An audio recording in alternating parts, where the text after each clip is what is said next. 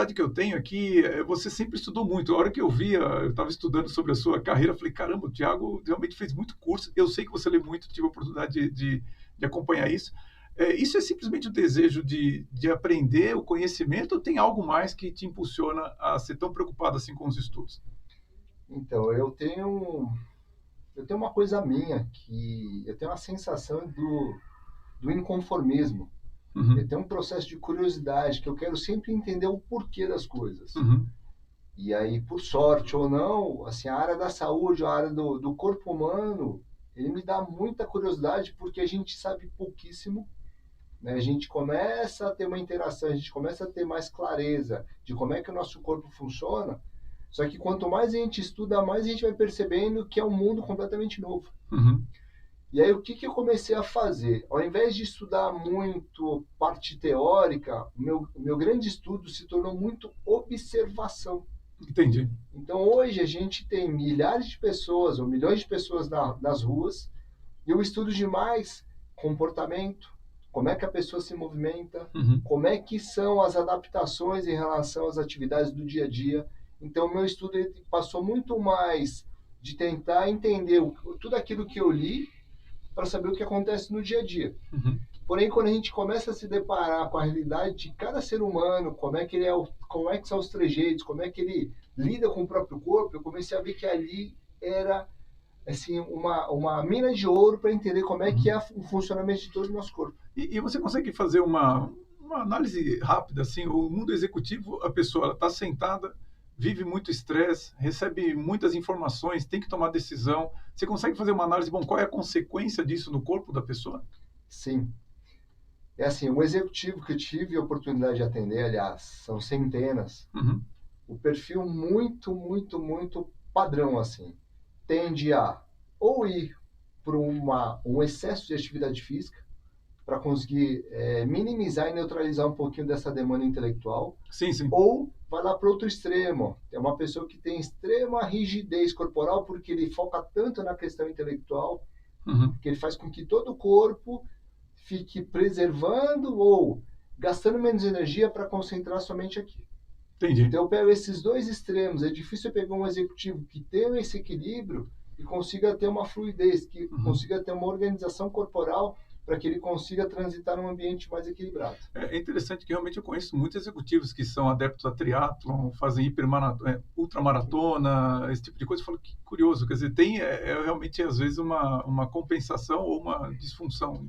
Eu vejo exatamente dessa forma, como uma compensação para tentar neutralizar um pouquinho de todo esse estresse Uhum, tóxico que a gente acaba desenvolvendo no entendi. cérebro, porque tem uma demanda muito grande. Uhum, Então, a forma que eles conseguem neutralizar um pouquinho é através dessa atividade excessiva. Mas entendi. também eu vejo que não é a melhor estratégia. Ah, não é a melhor estratégia. No meu ponto de vista Ah, hoje, na entendi. forma que eu penso hoje, Uhum. pode ser uma alternativa, mas não é a melhor. Ah, entendi. Vamos falar então qual que seria a melhor estratégia.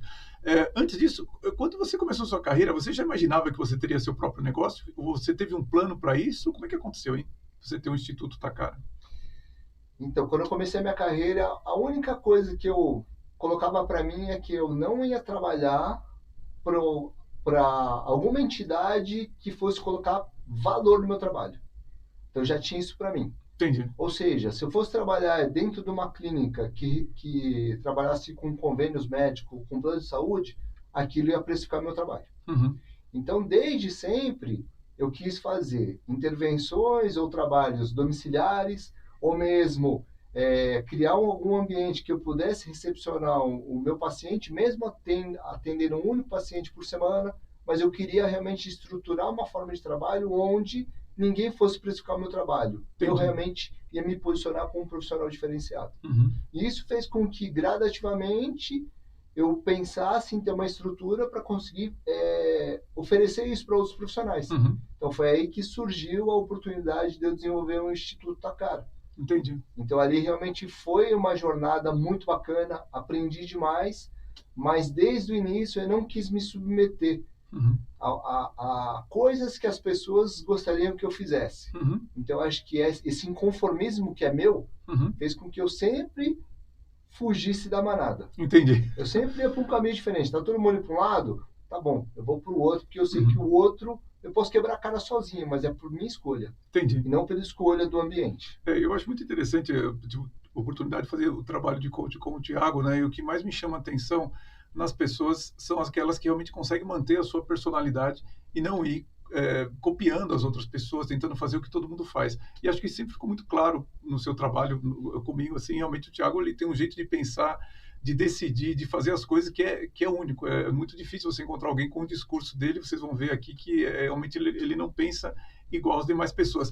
E, Thiago, aqui eu queria entrar nesse assunto que eu considero dos mais interessantes, assim, desde que eu conheci o Thiago, que foi quando eu te conheci, você manipulava o corpo da pessoa, né?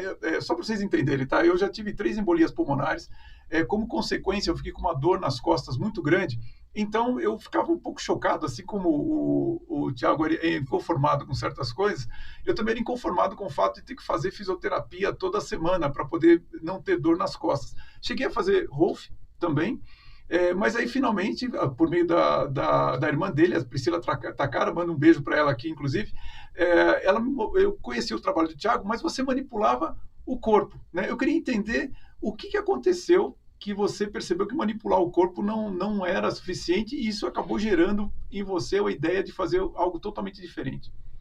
Então, eu tive a oportunidade de me formar no método Rolfing, né? Uhum. E aí no método Rolfing a gente aprende que existe uma inteligência orgânica que ela consegue encontrar a melhor forma de funcionar interagindo com a ação da gravidade. Uhum. Ou seja, ou o nosso corpo interage com a ação da gravidade, ou ele acaba perdendo para a gravidade, e é onde a gente acaba tendo essa ineficiência do corpo. Uhum.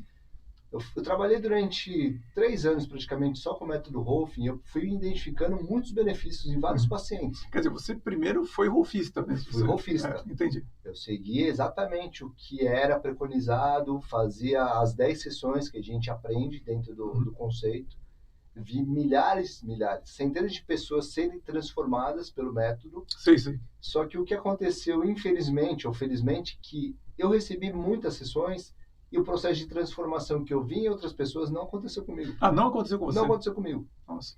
Então isso me chamou a atenção, assim, do tipo, se é uma intervenção extremamente efetiva, por que comigo não está acontecendo? Uhum. Então isso sempre me levantava assim, uma dúvida, falei assim, eu sou o problemático. Uhum. Só que aí, por sorte, alguns pacientes também não tinham os benefícios do que a maioria tinha. Entendi. Então isso me levantou uma possibilidade, Nossa, assim, aliás, um questionamento do tipo, poxa, se o Thiago não funciona, se o Manezinho não funciona, se a Dona Maria não funciona, tem alguma coisa que o método ainda não está conseguindo estimular. Entendi. Então o ano de 2018 inteiro foi um ano assim de observação. Uhum. Eu ia para o Parque Ibirapuera, que minha clínica na época era do lado do parque, ficava em torno de 2 horas observando as pessoas fazendo atividade física, se movimentarem, para ver se eu conseguia identificar, extrair alguma coisa. Entendi. E aí, nesse meio do caminho, eu tive a oportunidade de conhecer um dentista que me ensinou muito como é que funciona toda a dinâmica dos nervos do nosso rosto. Entendi. Aí, no mês seguinte, eu tive a oportunidade de conhecer uma outra rolfista extremamente experiente que falou que era possível a gente conseguir remodelar os ossos com as nossas mãos. Uhum. E aí, aquilo me deu insight do tipo, será que não existe essa incoerência ou essa inadequação da cabeça em relação ao que está dentro? Sim. Aí eu fui levantar em revisões bibliográficas, né? Sei. E aí dentro da bibliografia, dentro das revisões científicas, a gente vê que isso é considerado normal. A simetria do crânio, a simetria do cérebro. E eu falei, até então eu achava que era normal, mas aí eu comecei a me questionar. Será que isso é normal ou será que isso é comum? Uhum. Então, qual foi o meu exercício? Pacientes que já vinham fazendo um trabalho de Rolfing comigo, eu perguntava se eles tinham ressonância magnética da cabeça para eu estudar. Que e aí, o que eu comecei a observar? Que os pacientes que tinham alterações importantes do corpo, eles tinham também alterações importantes no crânio e no cérebro. Ou seja, você viu que havia um compromisso nos problemas corporais com o crânio. Eu comecei a ver essa correlação. Nossa, alterações do crânio e do cérebro também tinham alterações no corpo. Entendi. Então eu comecei a levantar a possibilidade de ter essa relação direta. Entendi. E aí o que eu acabei fazendo? Como eu tenho amigos médicos, eu pedi solicitação de exame de ressonância magnética da minha cabeça. Entendi. Da sua cabeça. Exato. E o que eu encontrei?